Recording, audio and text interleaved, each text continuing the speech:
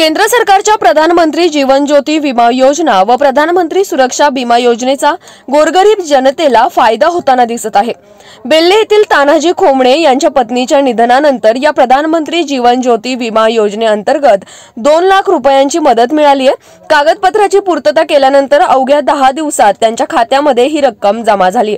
काही महिन्यापूर्वी तानाजी खोमणे यांच्या पत्नीचे लता खोमणे यांचे निधन झाले होते। त्यानंतर कामानिमित्ताने खोमणे बेल्ले शाखेतील बँक ऑफ इंडिया मध्ये गेले असता कर्मचाऱ्यांनी तुमच्या पत्नीचा विमा असून तुम्ही कागदपत्र जमा करण्याची माहिती दिली।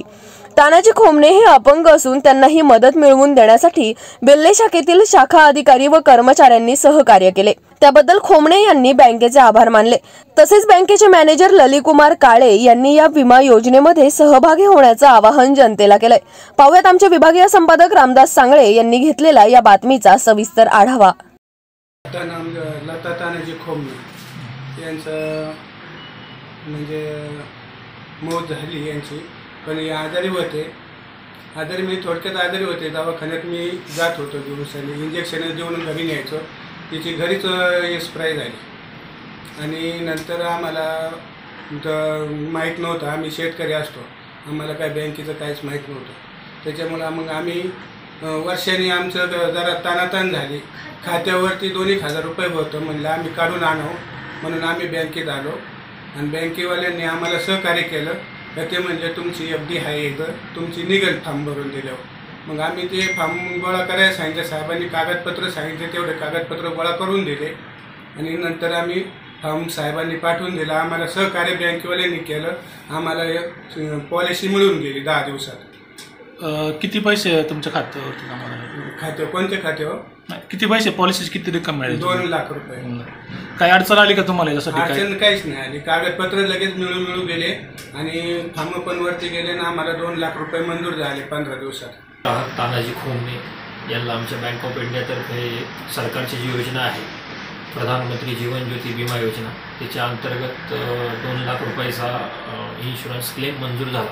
कारण त्यांच्या पत्नीचं निधन 1 वर्षापूर्वी दुर्धर आजाराने झालं होतं आणि ते 1 वर्षानंतर बँकेमध्ये पासबुक घेऊन आले।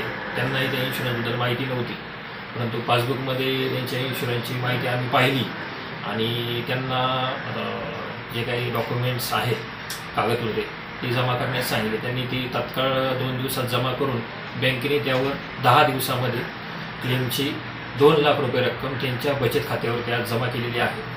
या माध्यमातून बँक ऑफ इंडियाच्या तर्फे आम्ही असं सर्व जे तळागाळातले लोक आहेत, कमी उत्पन्न असेल, त्यांनी ह्या योजनांचा लाभ घेऊन जास्तीत जास्त नोंदणी करावी असे आवाहन करतो।